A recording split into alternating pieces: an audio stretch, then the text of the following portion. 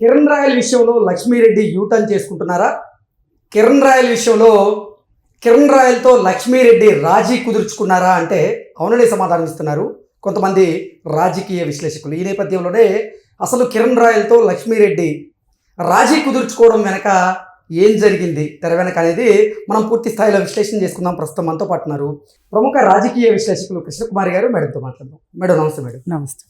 కిరణ్ రాయల్తో లక్ష్మీరెడ్డి గారు రాజీ కుదుర్చుకున్నట్లుగా, ఆయన విషయంలో లక్ష్మీరెడ్డి గారు యూటర్న్ చేసుకున్నట్లుగా ఆవిడే ఈరోజు ప్రెస్ మీట్ పెట్టి మాట్లాడారు. ఏంటి మేడం అసలు రాజీ కుదర్చడానికి గల కారణం ఏంటి? ఇద్దరికీ ఉంది రాజీ కుదుర్చుకోవాలని. కాకపోతే ఎప్పుడైనా ఇట్లాంటి విషయాల్లో మగవాళ్ళదే పైచేయిగా ఉంటుంది పురుషాధిక్య సమాజంలో. అందుకని ఆయన ఆవిడ ద్వారా మాట్లాడిస్తున్నాడు. అసలు రాజీ చేసుకోవడం ఇవాళ ఆయన రాజకీయ భవిష్యత్తుకి అవసరం అంటారా? అవసరం. ఆయన వాపోయాడు కూడా, నాకు పార్టీలో కీలక పదవులు దక్కే సమయంలో ఈ గొడవ వచ్చింది అని చెప్పి చాలా బాధపడ్డాడు. అది కూడా వీడియోలో మాట్లాడేశాడు. ఆయన కొంచెం బోళా మనిషిలా ఉన్నాడు. సరే, బోళాతనం చూపిస్తూనే వెనకమాల కార్యక్రమాలు చక్కబెట్టుకునే కార్యక్రమాలు బాగానే చక్కబెట్టుకుంటాడనేది కూడా అర్థమైపోయింది. ఇప్పుడు ఈ లక్ష్మీరెడ్డి తోటి ఆయనకి చాలా అనుబంధం ఉంది, చాలా లావాదేవీలు ఉన్నాయి.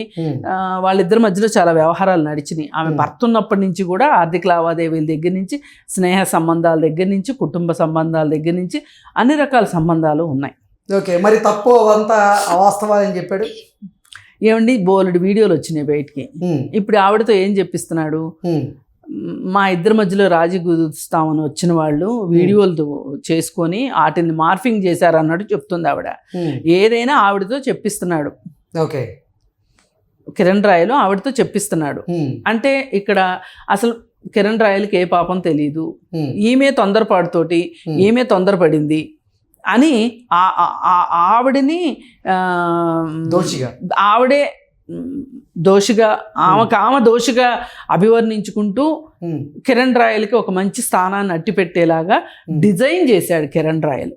ఓకే, ఈ డిజైనింగ్ అంతా కిరణ్ రాయల్ది, ప్లానింగ్ వ్యూహం అంటారా? అంతా ఆయన వ్యూహమే, వేరే ఏమీ కాదు. అంటే ఇప్పటికి కూడా కిరణ్ రాయల్ గారి వ్యూహంలో లక్ష్మీరెడ్డి పడిపోతున్నారా?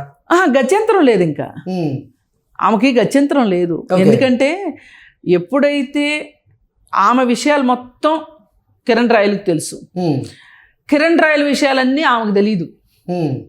అందుకే ఆమెను ఇరుకుని పెట్టగలిగాడు కిరణ్ రాయల్. ఓకే, ఎట్లా? ఆమె ప్రెస్ మీట్ పెడుతుందని తెలుసు, అక్కడ ప్రెస్ మీట్ నడుస్తుంది అని తెలిసినప్పుడు అప్పటిదాకా ఈవిడ దొరకలేదు అని రాని రాజస్థాన్ పోలీసులు జైపూర్ నుంచి ఆ క్షణం ఎలా ఊడిపడ్డారండి. ఒకవేళ వాళ్ళు రావాలి, ఇన్నాళ్ళు ఆమె అడ్రస్ తెలియని వాళ్ళు ఇప్పటికిప్పుడే ఎట్లా తెలిసిందండి వాళ్ళకి?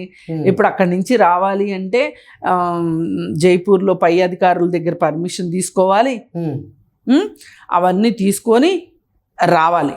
టైం. ఇప్పుడు కిరణ్ రాయల్ ట్రాప్ లో లక్ష్మీరెడ్డి పడ్డట్టే కదా? అంతేగా, మరి ట్రాప్లో పడ్డట్టు కాదు, ఆమెను ఎప్పుడో ట్రాప్లో వేసాడు. ఇప్పుడు కొత్తగా వేయటమేం కాదు, ఇప్పుడు కొత్తగా ఏం వేయకుండా అంటే ఈ వివాదాన్ని సద్దుమణిగించేటువంటి, అంటే మొదట్లో ప్రతిసారి తనకే అనుకూలంగా మార్చుకోవాలని చూశాడు కిరణ్ రాయలు. కొన్నాళ్ళు పోయిన తర్వాత ఈమె మాట్లాడే విధానానికి అతనికి ఇబ్బంది కలిగించేటట్లుగా తయారైంది. అంటే వాళ్ళిద్దరి మధ్యలో ఏవో విభేదాలు వచ్చినాయి. ఆ విభేదాలను ఆవిడ ఓపెన్గా మాట్లాడడం మొదలెట్టింది. మాట్లాడేసరికి తనకు నష్టము అని చెప్పి భావించి ఆవిడని ఎట్లా ఇరికించాలి అని చెప్పి చూశాడు. చూసి ఈవిడ మీద ఏం కేసులు ఉన్నాయో అతనికి తెలుసు కాబట్టి పకడ్బందీగా ముందు నుంచి ప్లాన్ చేసి, అప్పటిదాకా ఏంటి రాజస్థాన్ పోలీసులకి ఈ మాచుకి దొరకలే, ఇప్పటికిప్పుడు సడన్గా ఎట్లా దొరికిందబ్బా అంటే, ఈయన ఏ రోజైతే ఆవిడ బయటకు వచ్చి మాట్లాడటం మొదలెట్టిందో వెంటనే రాజస్థాన్ పోలీసుల్ని అలర్ట్ చేసేసాడు. ఓకే, కానీ మీడియాలో ఏం వార్తలు వచ్చినాయి? ఇప్పుడు ఆవిడ ప్రెస్ మీట్ పెట్టింది కాబట్టి ఆవిడ వేరే బౌట్స్ తెలిసి అప్పటికప్పుడు హుటాహుటిన జైపూర్ పోలీసులు వచ్చారు అని చెప్పి మీడియాలో వచ్చింది. అలా రాడు, దానికి ప్రొసీజర్ ఉంటుంది. ఎప్పుడైతే ఈమె అతనితో విభేదాలు మొదలెట్టుకుందో, అంటే డి అంటానికి సిద్ధపడిందో, వెంటనే నీ పిలక నా చేతిలో ఉంది అని చెప్పి రాజస్థాన్ నుంచి పోలీసుని పిలిపించాడు. పిలిపించేసి వాళ్ళు వచ్చారు, పట్టుకెళ్ళారు. సరే, ఆమె బెయిల్ తీసుకుంది, బయటకు వచ్చిన తర్వాత ఇదంతా ఎవరు చేశారో నాకు తెలుసు అని ఆమె అప్పుడు కిబిరాలు పలికింది, అన్నీ అయినాయి. ఇక వెనక ఒప్పందాలు కుదిరిపోయినాయి, చీకటి ఒప్పందాలు. ఈయనకి రాజకీయ నాయకులు అండుంది, ఎందుకంటే జనసేన పార్టీ అంటే అధికారంలో ఉన్న పార్టీ. మరి పోలీసుల దగ్గర నుంచి అందరూ ఆయనకు మాట వింటారు. ఈ ప్రాసెస్లో ఇంతకంటే ఏం గొప్పగా జరిగిద్ది చెప్పండి? ఇంక ఈవిడ తోకముడవాల్సి వచ్చింది. కాకపోతే ఏంటి అంటే, నువ్వే మొదలెట్టావు కాబట్టి ప్రపంచానికి చాటి చెప్పటం, నువ్వే క్లోజ్ చేయాలి మ్యాటర్.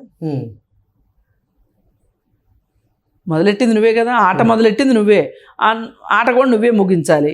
ఇక్కడ నేను చాలా మంచి క్లీన్ చిట్తో ఉన్నట్టు అవుతుంది, పోతే నీ మూతేగా వంకర పోయేది, నాదేం పోయింది అన్నట్టు చేశాడు.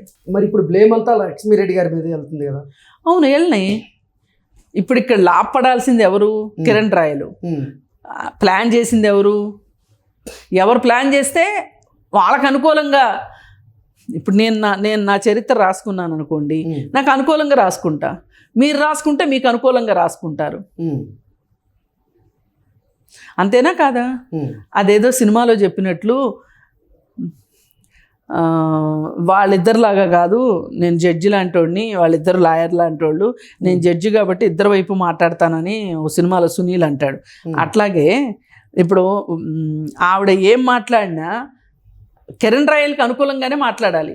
ఓకే, మూడో వ్యక్తి ప్రమేయం వల్లే ఈ వివాదం ముదిరింది అంటూ కూడా లక్ష్మీరెడ్డి గారు మాట్లాడుతూ ఉన్నారు. ఆ మూడో వ్యక్తి ఎవరు? ఆ మూడో వ్యక్తి చేసింది ఏంటి అసలు? ఆయనకి పార్టీలో చాలా మంది తెలిసిన వాళ్ళు ఉంటారు. ఎవరిదో జిల్లా అధ్యక్షుడు అని ఆవిడ చెప్తుంది, ఆయన వల్లనే ఇదంతా జరిగిందని చెప్తుంది. ఆ జనసేన పార్టీ జిల్లా అధ్యక్షుడు ఎవరో మనకు తెలియదు.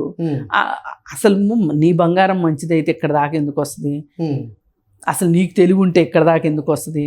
నువ్వు తెలివి తక్కువ దానివి కాబట్టే ఈ రాజకీయాల్లో ఉండేవాళ్ళు, కొంతమంది రాజకీయాల్లోకి వచ్చేవాళ్ళు వాళ్ళ పలుకుబడిని, వాళ్ళ అధికారాన్ని ఉపయోగించుకొని వాళ్ళు ఇలా మహిళల్ని బొట్లో వేసుకొని, మహిళలకి మీకు అది చేసి పెడతాం, ఇది చేసి పెడతాం, మిమ్మల్ని అందలాలు ఎక్కిస్తాం, రాకెట్లో చంద్రుని మీదకి పంపిస్తాం అని చెప్తారు. అలా చెప్పి వాళ్ళ దగ్గర ఏవో కాస్త కూస్తో కాసులు ఉంటాయి. అవి కాస్త అవగొట్టిన దాకా నిద్రపోరు వీళ్ళు. నిద్రపోయిన తర్వాత నీకెందుకు ఆ డబ్బులు ఎంత, అసలు నాకు బోర్డు అధికారం ఉంది, నీకు అంతకంటే ఎక్కువ డబ్బులే నేను ఫాయిదా చేసి పెడతాను చూడు అని చెప్పి పిచ్చి కుక్కలను తిప్పుకున్నట్టు తిప్పుకొని, ఏదో ఒకరోజు వాళ్ళ ఆక్రోశానికి భరస్ట్ అయితే గనక మళ్ళీ అది వాళ్ళకి నష్టం కాబట్టి, ఎవరు ఈ సదరు వ్యక్తులకి నష్టం కాబట్టి మళ్ళీ ఆవిడ నోటితోనే ఇదంతా ఎవరో మూడో వ్యక్తులు చేశారు, ఆ వీడియోలు అవన్నీ ఏ పాపం తెలీదు మా కిరణ్ రాయలకి. మా కిరణ్ రాయల్ మంచి పిల్లోడే, నేను ఇంకా మళ్ళీ నేను గోరుముద్దలు కలిపి పెడితే తినేంత చిన్నపిల్లోడు అని చెప్పి ఆవిడ చెప్తుంది. అంటే ఇప్పుడు ఆయనకు ఒక రకంగా క్లీన్ చిట్ ఇచ్చింది ఆవిడ.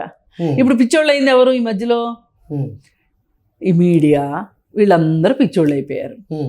ఆయనకి ఆయన భార్య, ఆయన కూతుర్లు, ఆయన పిల్లలు ఆయనకి చాలా ఇంపార్టెంట్. మరి అలాగే ఆవిడకి ఇప్పుడు భర్త లేకపోవచ్చు, ఆవిడ పిల్లలు ఇంపార్టెంటే కదా. ఆవిడ పైగా ఏం చెప్తుంది? ఇదంతా కిరణ్ రాయలు నేను ఒక మాట అనుకుని ఈ వ్యవహారానికి ఫుల్ స్టాప్ పెడుతున్నాము అని చెప్పుకోకుండా, నా పిల్లల సలహా మేరకే నేను ఈ వ్యవహారానికి ఫుల్ స్టాప్ పెడదాం అనుకుంటున్నాను అని చెప్తుంది. అంటే బ్లేమ్ గేమ్ ఎంతలా నడిచిందో మీరు ఆలోచించండి.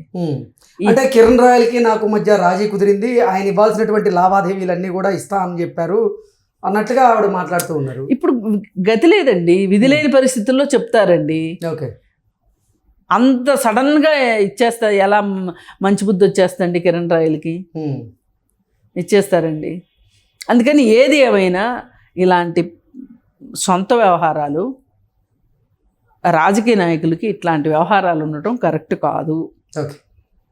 మీరు ఒకవేళ మీరు మంచి అయినా సరే ఒక్కటే ప్రొజెక్ట్ అవుతుంది. ఏంటి ప్రొజెక్ట్ అవుతుంది అంటే, మీరు రాజకీయాల్లో ఉన్నారు కాబట్టి అందుకోసం ఏంటంటే అసలు ఇలాంటి వివాదాలే తెచ్చుకోకూడదు, కాస్త క్లీన్గా పెట్టుకోవడం అవసరం. ఏ రాజకీయ నాయకులు ఇట్లాగే చేస్తారులే, ఇప్పుడు దుబాడు సీను వాళ్ళ గురించి మాట్లాడుకోవట్లా, దివ్యల మాధురి గురించి, ఏ రాజకీయాలు ఇట్లాగే ఉంటారులే అనిపించేటట్లుగా చీప్గా కాకోకుండా కాస్త రాజకీయాల్లోకి వచ్చేటప్పుడు కాస్త క్లీన్గా రావటం మంచిదని నేను కోరుకుంటాను. Okay madam, thank you so much.